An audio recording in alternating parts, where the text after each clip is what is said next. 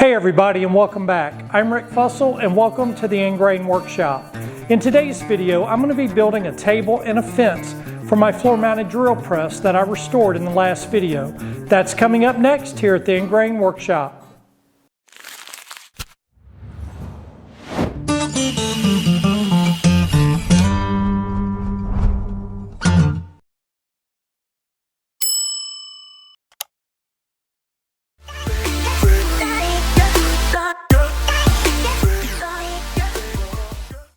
Okay, I guess you can teach a boomer new tricks. So in SketchUp, I went ahead and drew up my floor mounted drill press, and then I also drew up the table and the fence that we're going to be building in today's video.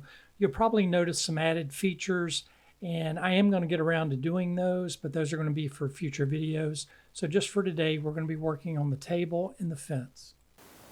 So I'm going to start with the drill press table. The table is going to be made up of 2 layers of 3/4 inch plywood. I'm just using sandy ply that I picked up at the big box store, but you can use 3/4 inch Baltic birch or MDF. Just you want something that's going to give you a flat substrate. So I'm going to take and glue these 2 together. That way my table will be a total of approximately 1.5 inches thick. I'm going to start with the top piece. I've went ahead and laid out. I'm going to have grooves, 2 grooves on either side of the table, and that's so I can slide F-clamps up to clamp material down to the table. Then I'm going to have 2 slots for T-tracks, which is where the fence will ride in, and then I've got the cutout for the column of the drill press. So the first thing I'm going to do, I've got the piece cut at exactly 20 inches wide by 30 inches long, and this is cut to the exact measurement. The bottom piece is overcut by about 1/2 inch, and this way when I go ahead and cut out all my dados for the T-track and cutouts for the F-clamps and the column, then I'll be able to use this top piece as a template, just like a routing template. So once I glue it to the bottom piece, I'll be able to take a flush trim bit and flush up the edges, and then also use the existing cutouts as a template to cut out the bottom piece of the table. So the first thing I'm going to do is start cutting out the cutouts for the F-clamps. All right, I'm starting off by cutting out the slots for the F-clamp hold downs. I'm using a 3/4 inch Forstner bit to drill a hole at each end of the slot, and then I'll use a jigsaw to remove the bulk of the material in between. Pro tip, when drilling in plywood with a Forstner bit, I like to start the cut with the drill in reverse. That lightly scores the top veneer before cutting, and then you switch the drill back to forward and finish the hole. It helps prevent any tear out.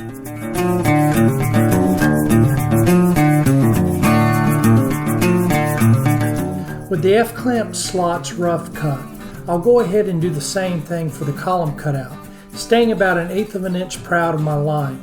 That'll give me some room to clean everything up later with a flush trim bit in the router.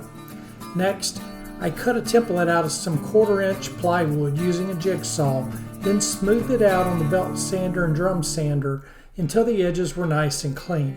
I'll attach the template to the top with a little double-sided tape. Using a 1/2 inch flush trim bit with the bearing on the bottom, I'll route out the column cutout following the template. I'll use the same technique for the F-clamp slots, but instead of one solid template, I made 4 separate pieces to outline the slot. A little packing tape holds them together, and I'll clamp them down using, appropriately, F-clamps. Once everything's secure, I'll route those slots out just like the ones before. Now you could square up the corners with a chisel, but honestly, that's a lot of extra work, and I actually prefer smooth rounded edges anyway. So now that I have the column slot and the clamping slots cut out, and I can use the top as a template for the bottom, since the bottom is cut oversized, I'm going to go ahead and trace the slots, both the all the clamping slots and the column slots onto the bottom piece. So I can do the same thing and just rough cut everything with the jigsaw. One thing that I decided I'm going to do is I've got this metal nut and bolt holder that I picked up at Harbor Freight.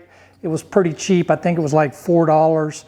And I'm thinking about mounting a hole for it so it can recess into the top. I don't want to do it all the way. There's a big magnet on the back, and that is 3 3/8 inches in diameter. So I have a template here that I'm going to trace out, and then I'm just going to route a hole the depth of the magnet into the top, and then this will sit down and recess down into the top. And then I'm also going to take a Forstner bit and drill a hole for a washer, and then super glue the washer. That way when I put the plate in it, it will somewhat secure it to the top. And then whenever I want to take it, I can just grab it and go to my workbench. It'll have the different drills drill bits that I'm using, the chuck key, and I might do one on both sides. I'm definitely doing one on one side. I haven't decided yet whether or not I'm going to do it for both sides. But that's my thought process, is that I'll just cut a recess in the top for this to sit down into, and then mount and super glue a metal washer down at the bottom of that, and that will just help secure that. But yet I can take it with me to my outfeed table or wherever that I might have the bits in here that I need to drill or whatever. But that will give me a little bit more versatility.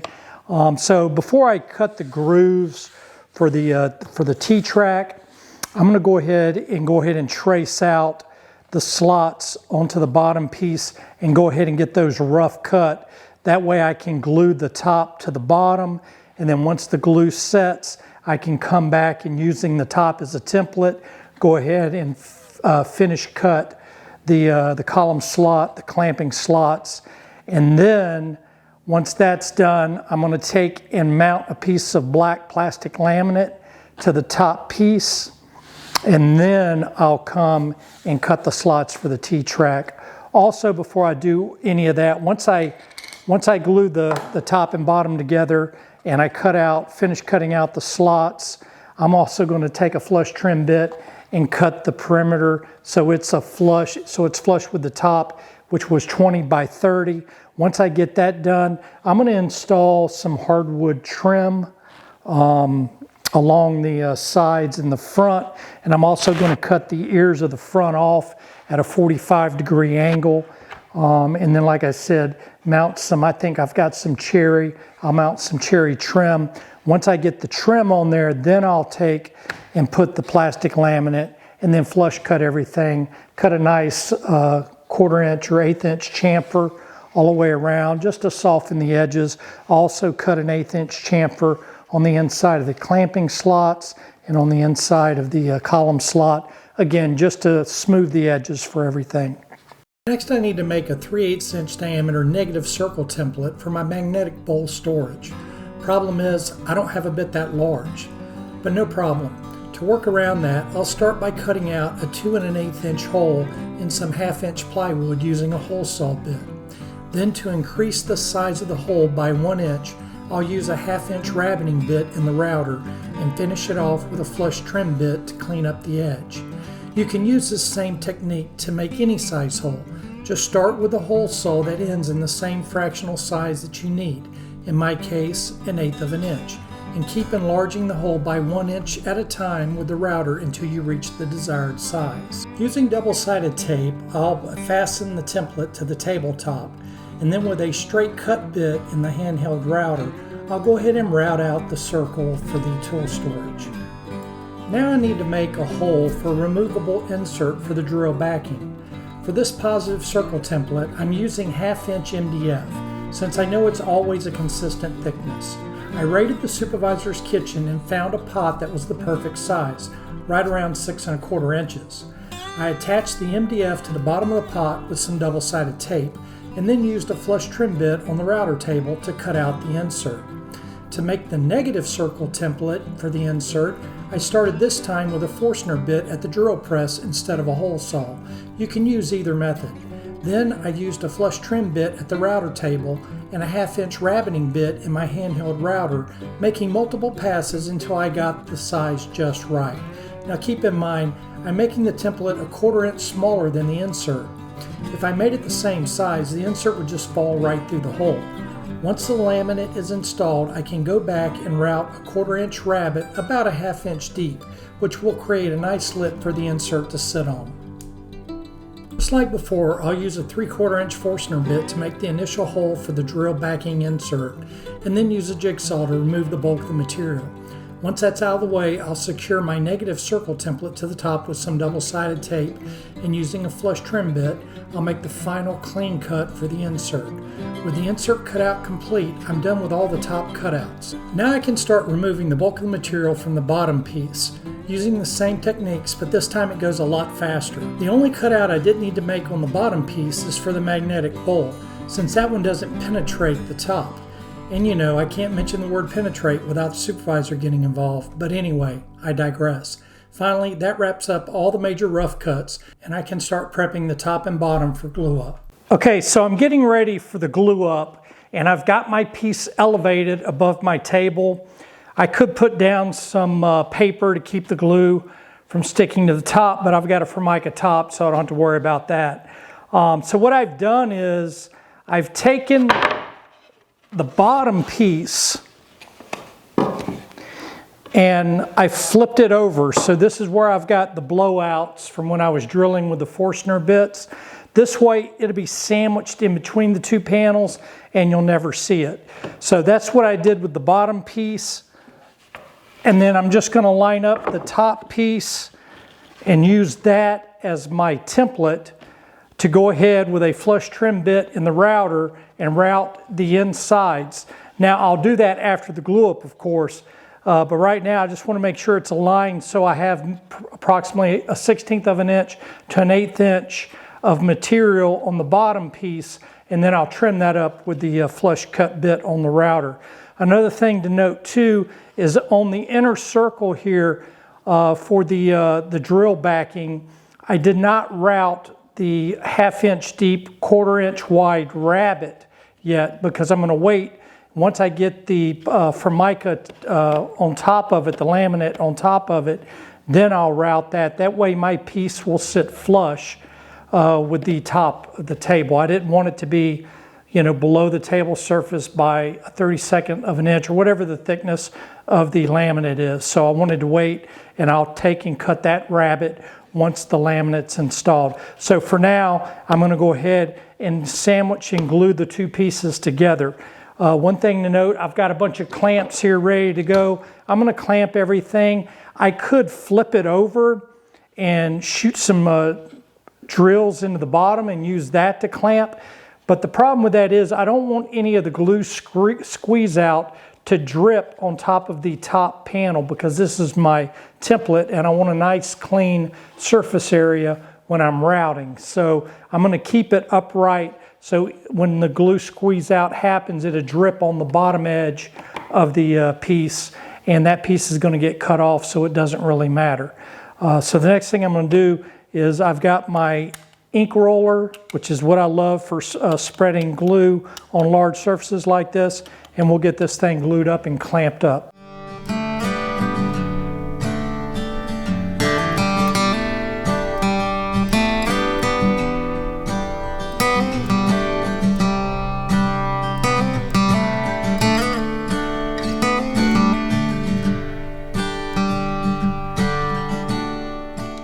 So I just wanted to bring you in real close here to show you that the inside edge of the top piece of the template doesn't have any glue squeeze out or drips or runs on the inside of all the cutouts. So I'll be able to use my flush trim bit in the router to go ahead and trim up the bottom piece of the top. Now, yeah, the bottom piece of the top has a lot of the glue squeezed out, but all that's going to get cut off. As long as this edge is nice and clean, that's all I'm really concerned about. So that's why it was very important during the glue up process that the top stay in the top position. That way any glue squeeze out along the edge would just run over the bottom piece, and then I'll cut that off here with the router. So just like before, I'll use a flush trim bit in the router to make the final cleanup cuts on the bottom piece of the top.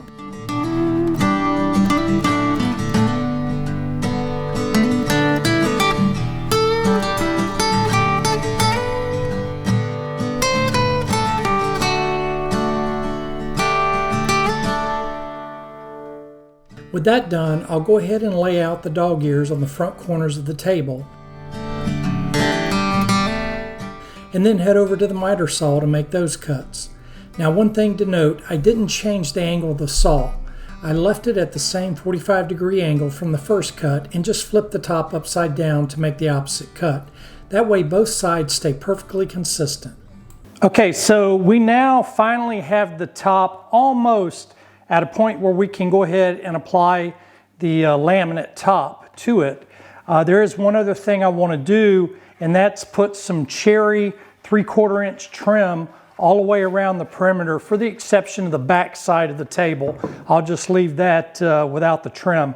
But the sides, the 45 in the front, we're going to trim out with some 3/4 inch cherry by 1.5 inches, since that's the thickness of the top. And to install it, I'm just going to use biscuits and maybe a pin nailer just to pin them in and hold them in while the glue dries. So that's what I'm going to do next. Next up, I'm moving on to the cherry edge banding. I milled up some cherry to about 3/4 inch thick and a little over 1.5 inches wide, just enough to give me a nice reveal once it's installed. I'll start by cutting the pieces to rough length, making sure each one overhangs the table. That gives me some wiggle room to trim everything flush later. To attach the banding, I'm using wood glue, some biscuits, and some pin nails, just to keep it from sliding around while it dries. I'll also come back and add some clamps, but honestly, you probably don't need to, and that way would be a lot quicker and works great for shop projects like this. Once the glue is dry, I'll come back with a flush trim bit in the router and clean up all the edges.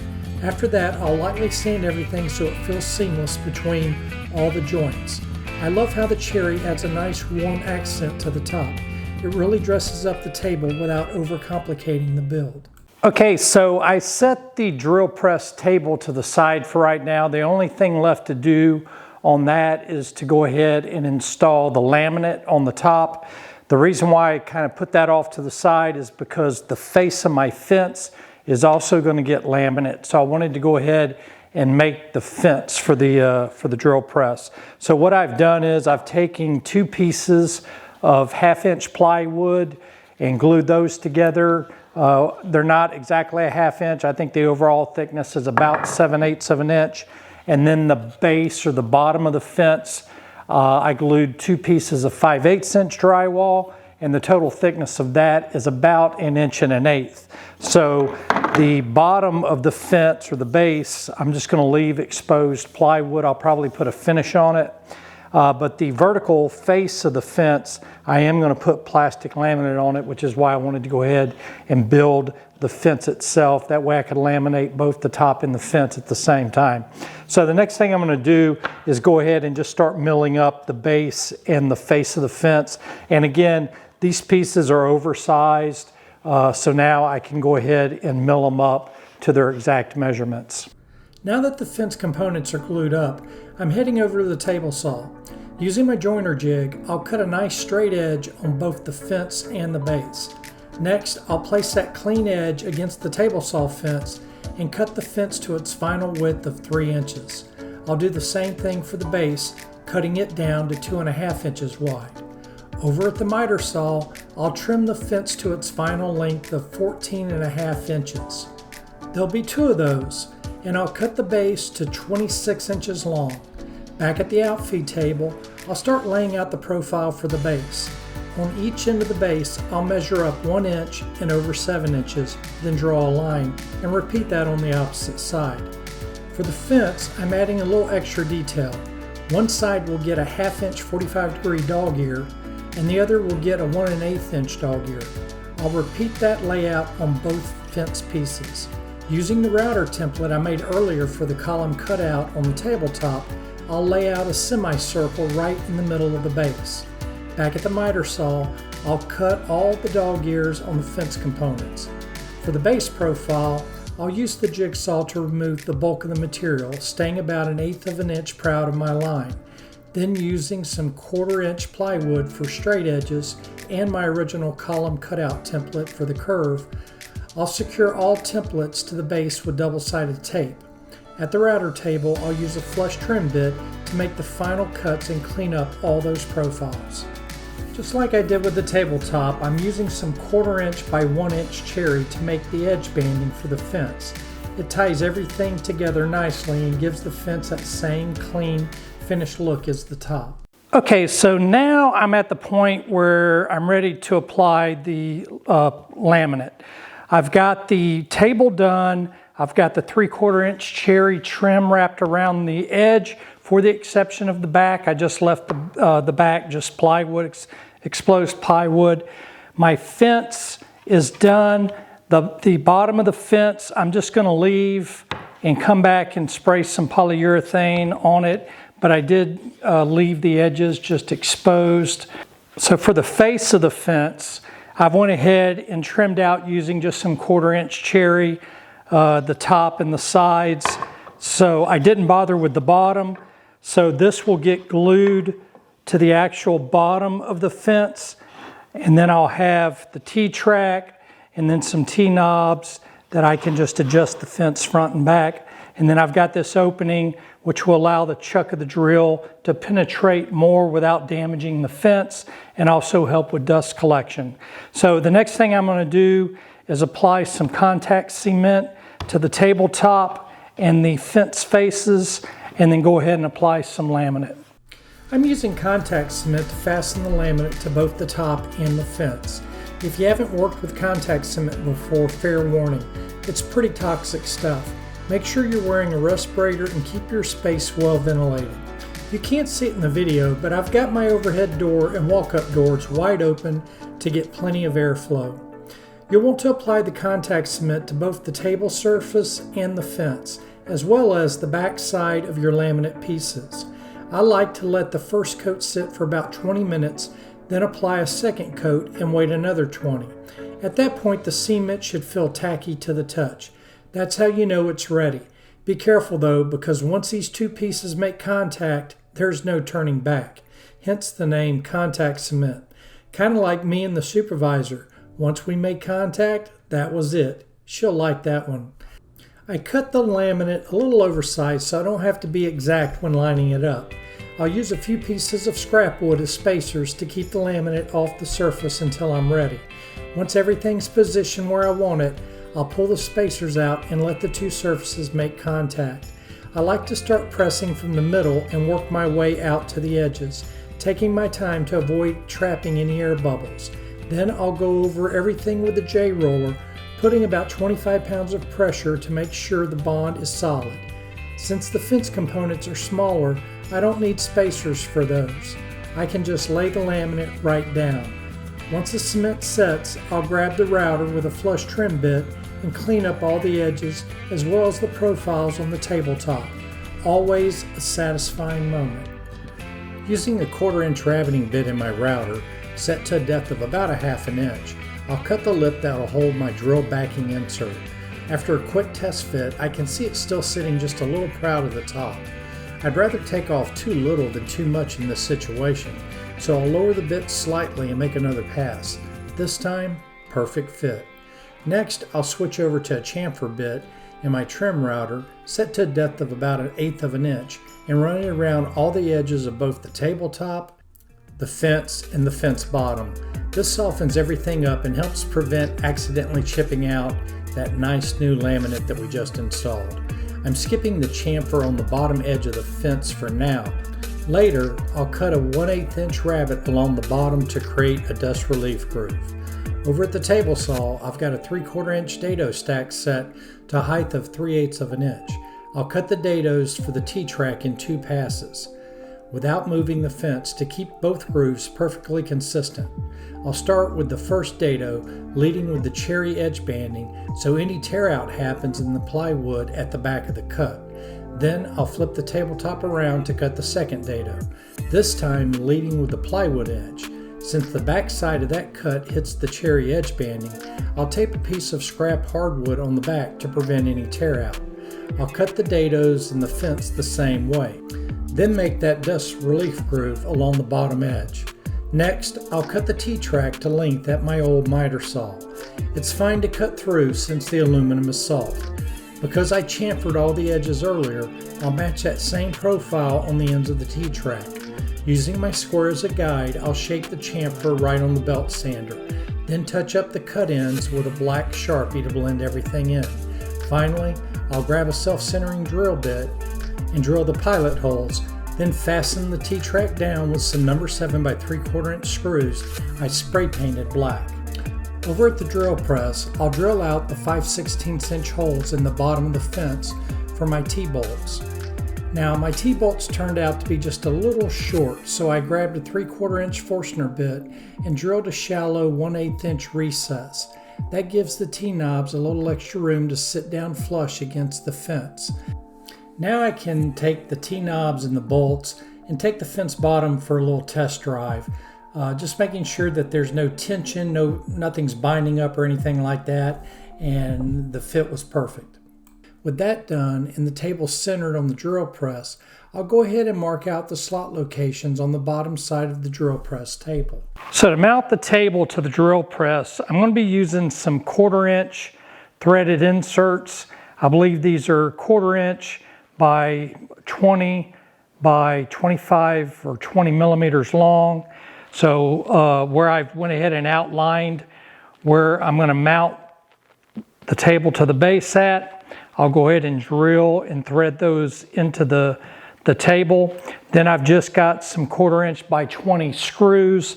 I'm going to cut the heads off of them with a hacksaw, and then they'll just act as all thread, and I'll thread those through the threaded inserts, and then with some washers, 1/4 inch washers, and then some 1/4 inch by 20 knobs.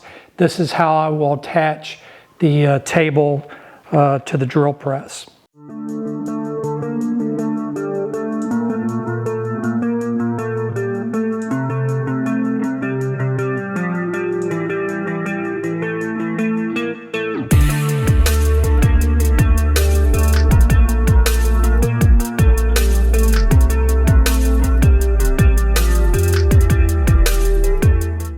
So I've got to admit, I've had a few senior moments throughout this build, and this one is no exception.